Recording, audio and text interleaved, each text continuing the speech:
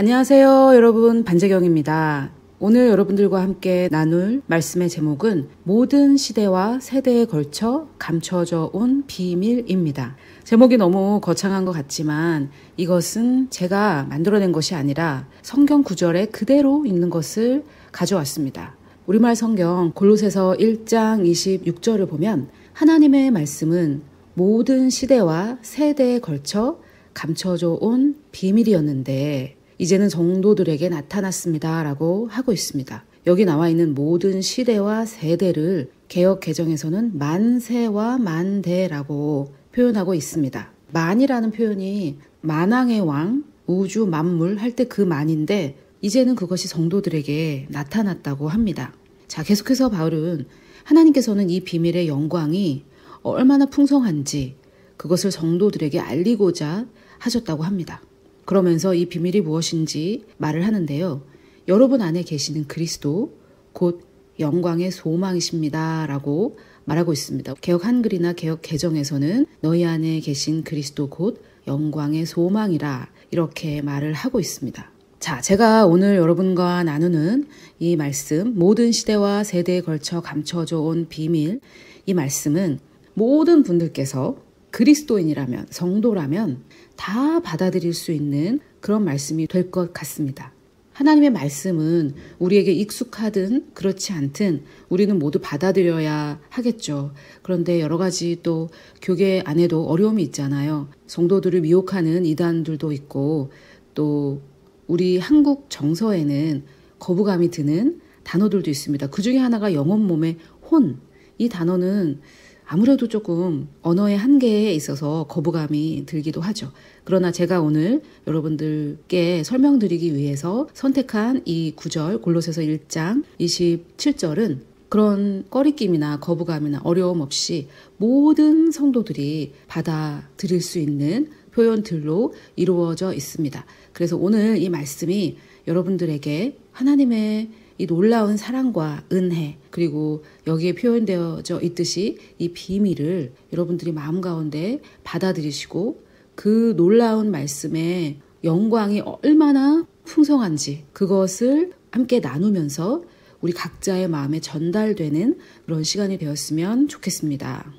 자, 여기에 내 안에 계신 그리스도 영광의 소망이라는 이 표현 있잖아요. 이것을 저도 깨닫고 싶어서 굉장히 많이 묵상도 하고 오랫동안 생각도 하고 이렇게 했었는데 제가 이해한 만큼 여러분들에게 한번 설명해 볼게요. 저는 내 안에 계신 그리스도 곧 영광의 소망, 이 영광의 소망이라는 이 단어를 어떻게 이해를 했냐면 그리스도께서 내 안에 계신데 그것은 하나님의 모든 영광이 내 안에 계신 그 그리스도를 통해 내 삶으로 나타날 수 있다라는 것을 소망할 수 있는 근거가 된다. 즉, 조금 어려우셨을 텐데, 즉 무슨 말이냐면 내 안에 이미 그리스도께서 들어와 계시기 때문에 그 근거가 있기 때문에 나는 앞으로 영광, 하나님의 이 모든 영광이 이미 내 안에 그리스도가 계시기 때문에 내 안에 계신 이 그리스도께서 내 삶에 영광으로 나타나서 역사하실 것을 나는 소망할 수 있다. 그러한 소망의 근거가 바로 내 안에 계신 그리스도다. 이렇게 저는 이 영광의 소망이라는 표현을 이해했습니다. 앞으로 더 하나님께서 이것에 대한 깨달음을 주시겠지만 지금까지는 제가 그렇게 이해를 하고 있어요. 다시 정리를 하자면 그리스도께서 내 안에 이미 들어와 계시기 때문에 나는 내 안에 계신 그리스도께서 나를 통해서 밖으로 역사하셔서 하나님의 모든 영광, 하나님이 가지고 계신 그 모든 영광이 나를 통해 역사하실 수 있다는 그 소망을 가질 수가 있다. 그 소망의 근거가 바로 내 안에 계신 그리스도다. 그런 말씀이 되겠습니다. 이것을 제가 또 여러 구절들로 설명하고 증거를 하도록 하겠습니다. 자, 내 안에 그리스도께서 계신데 그리스도의 몸이 내 안에 계신 것은 아니니까 그리스도께서 어떤 모습으로 내 안에 계신가 이것을 한번 하나님의 말씀을 통해서 알아보도록 하겠습니다. 로마서 8장 9절에 보면 만일 너희 속에 하나님의 영이 거하시면 하나님의 영은 곧 성령님이시죠. 하나님의 영이니까요. 하나님은 거룩하시니까 거룩한 영. 그래서 성령님이라고 우리가 하나님의 영을 부르고 있습니다. 그래서 너희 속에 하나님의 영이 거하시면 너희가 육신에 있지 아니하고 영에 있나니 자, 그러면서 이번에는 누구든지 그리스도의 영이 없으면 그리스도의 사람이 아니라고 말씀을 하고 계십니다. 그런데 우리 안에는 이미 하나님의 영이 거하시니까 우리는 그리스도의 영을 소유하고 있고 우리는 그리스도의 사람이죠. 자, 그런데 이 구절에서 우리가 알 수 있는 것은 하나님의 영은 곧 그리스도의 영이라는 사실입니다. 왜냐하면 성부, 성자, 성령님이 모두 하나님이시기 때문에 하나님의 영이 곧 그리스도의 영이라는 것을 우리는 알 수가 있겠죠. 사실 당연한 얘기인데 제가 설명드리는 이 논리를 탄탄하게 하기 위해서 근거를 제시하고 있는 중입니다. 자, 갈라디아서에서는 또 뭐라고 하냐면 너희가 아들임으로 하나님이 그 아들의 영을 우리 마음 가운데 보내셨다고 합니다. 여기서는 아들의 영이라고 표현을 하고 있죠. 즉 성부, 성자, 성령 중에 아들이니까요. 성자입니다. 성자의 영이죠. 하나님의 아들의 영. 하나님의 아들은 곧 그리스도셨으니까 하나님의 아들의 영은 곧 그리스도의 영이라는 것을 우리가 또 생각해 볼 수 있겠습니다. 그래서 너무나 당연한 것이고 여러분들 다 이미 아시겠지만 하나님의 영이 성령님이시고 또 로마서 8장 9절에서는 하나님의 영이 곧 그리스도의 영인 것을 증거하고 계시고 그리고 그리스도는 하나님의 아들이라는 것을 우리가 다 알고 있잖아요. 그래서 우리가 이렇게 정리를 할 수가 있겠죠. 하나님의 영이신 성령께서 곧 그리스도의 영이시고 그리스도의 영은 곧 아들의 영이시다. 이것을 전부 우리가 하나님의 영, 곧 성령님이라고 표현을 할 수가 있겠죠. 그래서 성부, 성자, 성령 모두가 하나님이시고 삼위일체를 이루고 계시기 때문에 우리는 이 모든 표현들을 하나님의 영이라고 할 수 있겠습니다. 그리고 하나님의 영이라는 표현보다는 우리가 가장 많이 쓰는 표현은 성령님이시죠. 자, 그러면은 하나님의 영은 우리 안에 계신데 우리 안에 어디에 계시는가 이것을 또 한번 보도록 하겠습니다. 제가 지금 뭘 하고 있는 것이냐면요. 우리가 영혼 몸이라고 해서 그러한 표현으로 설명을 했을 때는 새롭게 들리기도 하고 전혀 새로운 건 아니지만 새롭게 들리기도 하고 생소한 표현이기도 한데 사실은 그렇지 않고 우리가 이미 다 알고 있는 우리가 이미 교회에서 배운 그런 내용이라는 것을 지금 증명을 하고 있는 겁니다. 자, 하나님의 영은 우리 안에 계신데 어디에 계시는가 이것도 뭐 제가 마음대로 말해서는 안 되고요.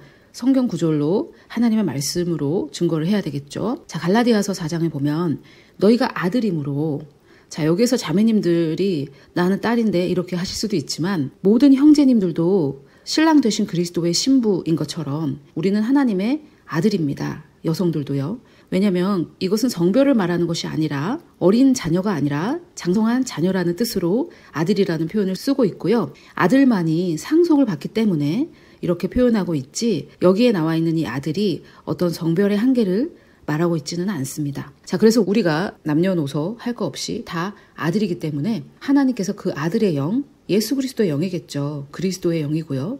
그 아들의 영을 우리 마음 가운데 보내셨습니다. 마음 가운데. 그래서 아들의 영, 그리스도의 영, 하나님의 영, 즉 성령님은 어디 계시는가? 우리 마음에 계시고요.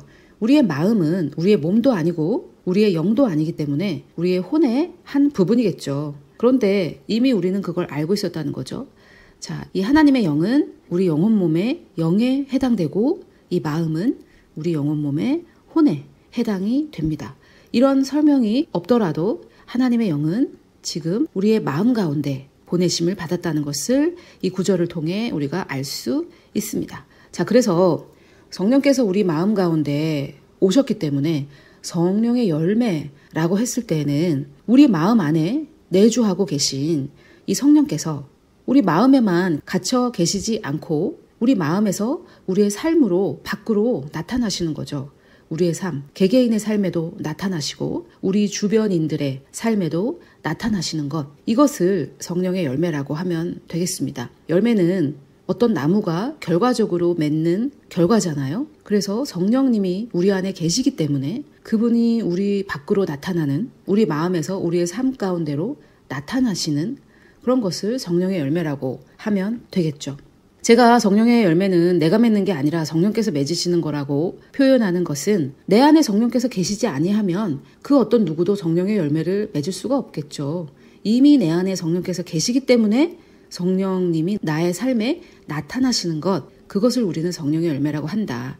이렇게 표현하면은 더 쉽게 이해가 되시고 받아들여지실 겁니다. 이 성령님이 나타나신다는 것, 이것도 제가 만들어낸 표현이 아니에요. 고린도전서 2장에 보면 바울의 고백이에요. 내 말과 내 전도함이, 그러니까 바울이 말로 설명하고 말씀을 전하는 것, 저도 지금 말을 하고 있고 말씀을 전하고 있는데 이게 나의 말이고 나의 설명이었지만 설득력 있는 지혜의 말로 하지 아니하고 이것은 사람의 지혜를 말하겠죠. 내가 설득력이 뛰어나고 내가 지혜가 뛰어나고 내가 논리가 뛰어나서 그렇게 한 게 아니라 성령의 나타나심과 성령의 능력으로 했다. 이렇게 표현을 하고 있어요. 그래서 내가 한 말과 내가 한 전도함이 사람의 능력이 아니었다. 그것은 내 안에 계신 성령이 나를 통해, 내 말을 통해, 내 설명을 통해, 내 가르침을 통해 나타나신 것이다. 이렇게 말을 하고 있죠. 그래서 성령께서 나를 통해 나타나신 거고 성령께서 나를 통해 그분의 능력을 발휘하신 것이다 라고 바울 사도가 설명을 하고 있습니다. 그래서 성령의 열매는 내 안에 계신 성령께서 우리 삶에 나타나시는 것이라고 제가 이렇게 풀어서 설명한 것은 이 고린도전서 2장 4절을 설명드린 것이고요. 자, 그러면 이 나타나심이라는 말이 한국어에서는 그 사람이 그 모임에 나타났더라 이런 표현도 쓰잖아요. 자기 집에 있던 사람이 우리 모임에 나타난 거잖아요. 그래서 이 나타나다라는 이 표현이 성경이 말씀하시는 그 모든 것을 표현하고 있지는 못하고 있습니다. 그래서 제가 이것을 좀 설명을 드리자면 나타나심이라고 번역된 단어는 영어로는 manifest인데요. 이 manifest라는 단어는 안에 있던 것이 밖으로 드러나고 표출된다라는 의미로 이해하시면은 좀 더 정확할 것 같아요. 보이지 않았던 것들이 나타나고 안에 있던 것들이 밖으로 드러나고 이런 것들을 manifest라고 합니다. 예를 들어 그 사람 원래 온순한지 알았더니 거친 성격이 있더라. 그것이 드러났잖아. 이렇게 할 때 manifest라고 해요.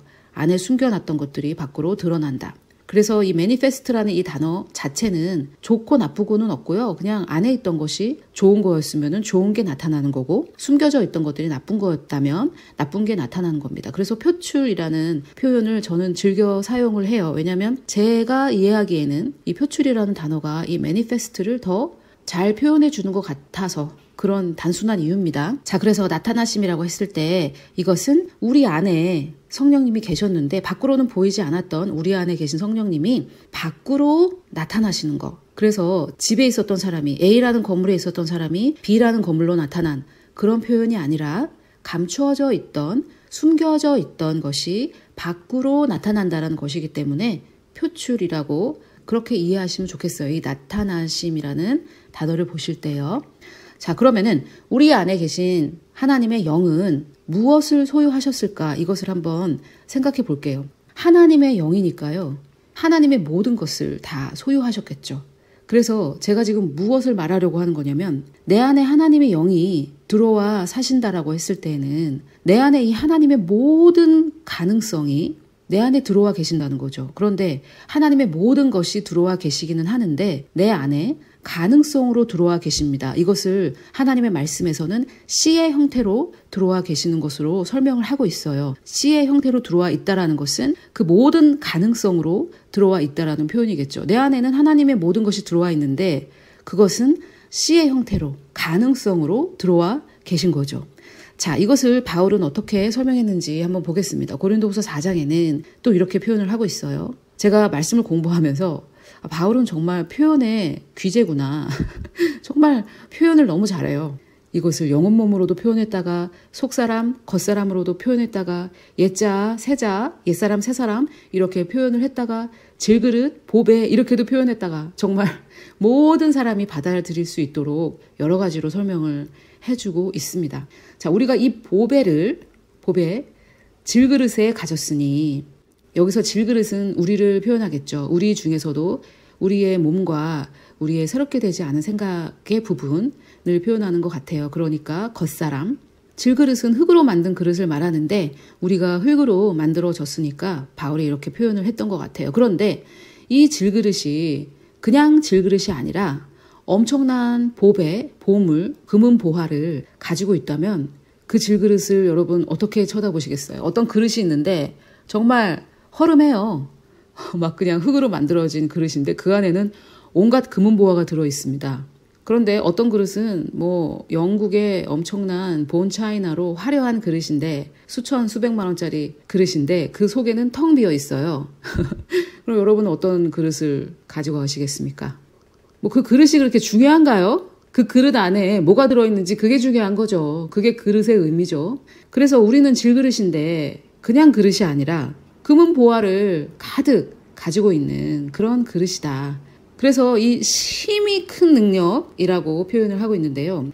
이 심히 큰 그 능력이 바로 이 보배인데 우리 안에 있는 것은 무엇인가? 하나님의 영은 무엇을 소유하셨을까? 하나님의 영은 하나님의 모든 것을 소유하셨는데 그분은 보배이시고 금은 보화와 같은 그 놀라운 값비싼 귀중한 그런 보물이고 또 그분은 심히 큰 능력으로 내 안에 내조하고 계신다. 그 큰 능력이 심히 큰 능력이 밖으로 드러날 것인가 말 것인가 이것은 이제 우리가 얼만큼 나의 그 질그릇을 깨뜨리느냐 여기에 달려 있는 거죠. 그렇지 않겠어요 여러분? 질그릇이 이 보배를 담고 있는데 위에서 보지 않고 옆에서 보면 질그릇밖에 안 보이지 않겠습니까? 그런데 이 질그릇이 깨지면 보배가 다 보이겠죠. 그런데 벌써 질그릇이 깨지다니 내 자아를 십자가에 못 박으라는 그런 말이구나. 너무 힘들 것 같아. 이렇게 이제 생각을 하실 텐데 자 그것을 또 한번 보겠습니다. 과연 힘든 것인지. 자, 이 값진 향유 옥합을 깨뜨린 이 여인에 대해서는 4개의 복음서에서 다 말하고 있는데요. 제가 지금 필요한 표현들을 쓴 복음서들을 보도록 할게요. 예수께서 베다니 나병 환자 시몬의 집에서 식사하실 때 한 여자가 매우 값진 향유 곧 순전한 나드 한 옥합을 가지고 와서 그 옥합을 깨뜨려 예수의 머리에 부었다고 하는데요. 여기에 나와 있는 이 향유가 바로 우리 안에 계신 그리스도, 하나님의 영, 성령, 그리스도의 영, 아들의 영을 표현한다면 그것을 담고 있는 이 옥합, 옥이라는 단어가 들어있어서 뭐 굉장히 좋은 것 같은데 그냥 향수를 담은 그 병입니다. 자, 그것이 우리라고 볼 수 있겠죠. 그래서 향수병 안에 뭐가 들어있는지 모르면은 그것은 그냥 병이죠 뭐. 그런데 그 안에 엄청나게 값진 순전한 나드, 향유가 들어있는 거죠. 근데 그 향유는 우리가 향수를 써봤으니까 알겠지만 밖으로 나와야 영향력을 미치는 거죠. 안에 있을 땐 냄새가 안 나요. 향기가 안 나요. 그런데 그 향수는 밖으로 나와야 돼요. 그런데 이 여인은 그 옥합을 깨뜨려요. 그래서 여기도 이제 깨뜨린다는 표현이 있죠. 우리는 이렇게 깨뜨린다는 이런 것들을 싫어하죠. 왜냐면은 힘들다고 생각을 하니까. 자, 그랬더니 이제 이것은 요한복음인데요. 그 향유 냄새가 집에 가득하게 됩니다. 즉, 향수병 안에 들어있던 그 향수가 그 병이 깨지니까 그 냄새가 온 집에 가득하게 돼서 밖으로 나온 거죠. 향수가 향수병 안에서 밖으로 탈출한 거죠. 밖으로 드러난 거죠. 나타난 거죠. 표출됐습니다. 향기가. 자, 어떻게 이렇게 됐나요? 옥합이 깨졌기 때문에 향수를 가둬두었던 그 향수병이 깨졌기 때문에 놀라운 일이 일어난 거죠. 자, 여기에서 이 질그릇 또는 이 옥합이 무엇을 의미하는가? 저는 나를 죽인다, 나를 깨뜨린다, 이것이 저는 어렵다고 생각하지 않고 있거든요.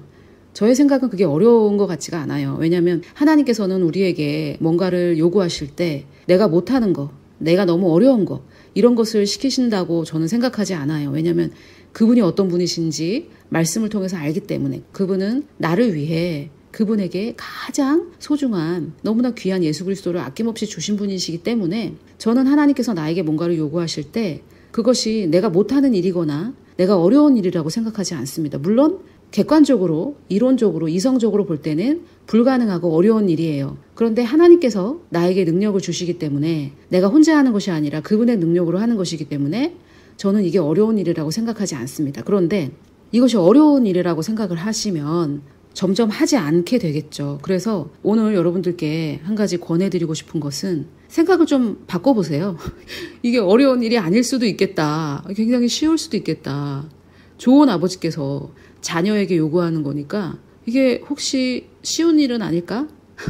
이렇게 한번 생각을 해보십시오. 물론 하나님의 도우심으로 할 때 쉽다 이런 말인데요. 자, 그러면 이 질그릇 또는 이 옥합은 무엇인가? 즉 내가 깨뜨려야 되는 내 자아, 이 자아, 펄펄 살아있는 이 자아는 무엇인가? 이걸 한번 설명해 볼게요. 고린도후서에 보니까 우리의 싸우는 무기는 육신에 속한 것이 아니라고 하면서 오직 어떤 견고한 진도 무너뜨린다고 합니다. 자, 그래서 이 견고한 진은 무너뜨려야 되는 거니까 너무 힘들어 보이죠. 게다가 견고하대요. 그리고 하나님의 능력인데 모든 이론은 또 무너뜨린대요. 그래서 우리가 무너뜨려야 되는 것들이 지금 쭉 열거되고 있는 견고한 진이고, 이론은 이론인데 또 모든 이론이고, 또 하나님 아는 것을 대적하여 높아진 것이라고 표현이 되어 있는데, 여기서 아는 것이 지식이라고 되어 있는데요, 영어로는. 그런데 이것을 좀 더 쉽게 하나님에 대한 진리라고 해석할 수도 있습니다. 하나님에 대한 진리. 하나님 어떤 분이신지, 하나님을 아는 것이니까 하나님이 어떤 분이신지, 그래서 하나님이 어떤 분이신지 그거보다 더 높아진 것? 이런 게 존재한다는 거죠. 하나님은 이렇다는데 아니라는 것들, 이런 것들이죠. 그래서 이런 것들도 무너뜨리래요. 그리고 모든 생각을 사로잡아서 그리스도에게 복종하라고 합니다. 그래서 지금 고린도후서 10장에서 무너뜨리라고 하는 것은 뭐냐면 견고한 진이죠. 그리고 하나님에 대한 원리, 하나님의 말씀의 원리를 거부하는 모든 이론, 그리고 하나님이 말씀하시는 것보다 더 높아진 것들. 하나님은 이렇게 하라고 하는데 세상 학문에서는 그렇게 하면 안 된다고 하는 것들이 있잖아요. 그런 것들을 다 무너뜨리라는 거죠. 그래서 깨져야 되는 것 있잖아요. 무너뜨려야 되는 거. 고린도후서에서는 무너뜨리라고 했는데 향유 옥합 이야기에서는 깨뜨려져야 되는 거.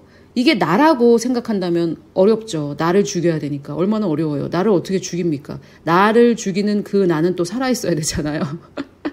그러니까 나를 계속 죽이는 그 나는 계속 살아있을 거고, 이거 너무 어렵죠. 나를 죽인다는 거는. 그런데 이 구절들을 통해서 볼 때 이 질그릇 또는 이 옥합은 무엇이냐면 말씀과 반대되는 이론, 생각, 믿음, 신념, 이 모든 것들을 말하죠. 이것을 성경에서는 육신이라고 하고요. 말씀은 영이라고 합니다. 그래서 영을 따르면 되는 거죠. 육신을 따르지 않고. 육을 따르면 사망, 영을 따르면 생명과 평안입니다. 자, 그래서 우리가 이 옥합을 깨뜨린다고 할 때, 나를 깨뜨린다고 할 때, 나를 십자가에 못 박는다고 할 때, 그 나는 누군가, 그거에 따라 이 깨뜨리는 일이, 이 무너뜨리는 일이 즐거운 일이 될 수도 있고 괴로운 일이 될 수 있는 거죠. 왜냐하면 나를 깨뜨리는 게 힘든 이유는 바로 이 육신, 깨뜨려야 되는 이거 있죠, 이 육신. 이것을 나라고 생각하기 때문입니다. 정체성의 혼란이죠. 정체성의 혼란. 그러면 나는 누군가? 나는 이 깨뜨려야 되는 육신인가? 나는 무너뜨려야 되는 이 견고한 진인가? 이 모든 이론과 하나님을 아는 것에 대적하여 높아진 이 모든 것들, 이 모든 생각들이 내가 원하는 생각들인가? 진리는 그게 아니라는 거죠. 진리는 나는 새로운 피조물입니다. 새로운 피조물이라는 것은 내 안에 완전하게 새롭게 된 그 부분이 진짜 나라는 거예요. 진짜 나. 자, 그러면은 여기까지 받아들인다면, 그래, 나는 새로운 피조물이니까 내 안에 정말로 새롭게 된 부분, 그것을 제외한 것들, 하나님 말씀에 대적하는 나의 생각, 하나님의 말씀에 동의하지 못하는 그 부분들, 이런 것들, 그 껍데기, 질그릇, 옥합, 이런 것들은 내가 아니구나. 그럼 기꺼이 버려야 되겠다. 이렇게 우리가 생각할 수 있을 것만 같은데 현실은 그렇지 않아요. 현실은 그렇지 않습니다. 우리가 하나님의 말씀을 배우고 내가 변화돼서 유익을 누릴 때 남을 바꾸려고 하는 그런 시도도 가끔 하게 되는데, 도와준다는 명목하에. 근데 상대가 잘 변하지가 않죠. 그리고 가만히 생각해보면 나도 잘 안 변하는 부분이 분명히 있습니다. 아무도 다 이룬 사람은 없어요. 우리는 다 이루지 못했고 표대를 향해 나아갈 뿐입니다. 자, 그래서 나도 안 변할 때가 있죠. 그러면은 언제 사람은 변하는가? 언제 육신을 버리게 되나? 자, 이 육신을 버리고 하나님의 것에 순종하는 것을 성화라고 하죠. 그것은 회개를 통해 일어납니다. 회개. 자, 그럼 회개를 언제 하는지 그거를 알면 되겠죠. 여러분, 회개를 언제 하는지 이것을 아는 것이 굉장히 중요합니다. 물론 저는 성경적인 근거를 제시할 거예요. 회개는요, 여러분, 회개하셔 이런 말을 들었다고 회개하는 것도 아니고, 지옥에 안 가려면 회개해야지, 이렇게 하는 것은 하나님의 방법이 아닙니다. 그것을 증명할 수 있는 게 바로 로마서 2장 4절인데요. 여기 보면 우리를 인도해서 회개하게 하는 것은 하나님의 징벌이나 하나님의 진노나 하나님을 두려워하는 마음이 아니라 하나님의 인자하심이고요. 여기에 인자하심이라는 것은 영어로는 goodness라고 번역이 되어 있기 때문에 하나님은 좋은 분이시라는 것, 그것을 말합니다. 하나님은 좋은 분이시라는 것. 세상에 좋은 것이 있다면 다 하나님으로부터 옵니다. 왜냐하면 예수님께서도 선한 분, 즉 그것은 하나님 한 분이시다라고 하셨어요. 그래서 세상에 굿, 좋은 것이 있다면 그것은 전부 다 하나님에게서 온 겁니다. 그 외에 다른 소스는 없습니다. 그 외에 다른 근원이 없어요. 좋은 것의 근원은 오직 하나님이신데 여기 보니 우리를 인도해서 회개하게 하시는 것은 하나님이 얼마나 좋은 분이신가. 그것을 우리가 깨달을 때 회개한다고 합니다. 회개하라, 천국이 가까이 왔다라고 했을 때도 그게 무섭습니까, 여러분? 천국이 가까이 있는 게 무서워요? 그게 절대 무서운 게 아닌데 회개하라 이 말이 왜 무섭습니까? 하나님에 대한 오해 때문이죠. 하나님은 인자하시고 긍휼이 많으시고 오래 참으신 분이신데 우리는 하나님을 무서운 분이라고 은연중에 그렇게 생각해왔고 다른 사람들에게도 그런 인상을 심어줬죠. 그러니까 사람들이 생각을 안 바꾸는 거예요. 생각을 바꾸면 하나님의 좋은 것들이 내 안에 있는 좋은 것들이 밖으로 나오는데 왜 안 바꾸겠어요? 왜 좋은 걸 선택하지 않고 싶겠어요, 사람들이. 근데 그 하나님이 과연 좋은 분이실까? 불신하는 거죠. 믿을 수가 없는 거죠. 과거의 경험들 때문에 또는 하나님을 오해하게 했던 그 모든 말들 때문에. 그래서 육신은 하나님이 얼마나 좋은 분이신지 깨달을 때 기꺼이 버리게 됩니다. 아이고, 나를 또 십자가에 이렇게 해서 못 박는 게 아니에요. 하나님이 얼마나 좋은 분이신지 알게 될 때, 깨달을 때, 그것을 하나하나 깨달을 때 하나하나 버리게 됩니다. 왜? 내가 안전하다라는 것을 알게 되니까. 그래서 나는 왜 이렇게 안 변하지? 이렇게 고민하시는 분들, 생각만 새롭게 한다면 된다는데 왜 나는 이렇게 변화가 더딜까? 아마 답은 하나님의 선하심에 집중하는 것일 수도 있습니다. 또 나는 이렇게 좋은 하나님의 은혜를 누리고 있는데 저 사람들은 왜 저렇게 생각을 바꾸지 않지? 너무 안타깝다. 그래서 도와주고 싶으신 분들도 많으실 텐데 그분들이 언제 회개하느냐, 언제 생각을 새롭게 하느냐, 언제 성화를 이루느냐, 하나님이 얼마나 좋으신 분이신지 그것을 우리가 보여줄 때 그분들이 육신 대신에 하나님의 말씀을 선택할 가능성이 더 커지게 됩니다. 아멘.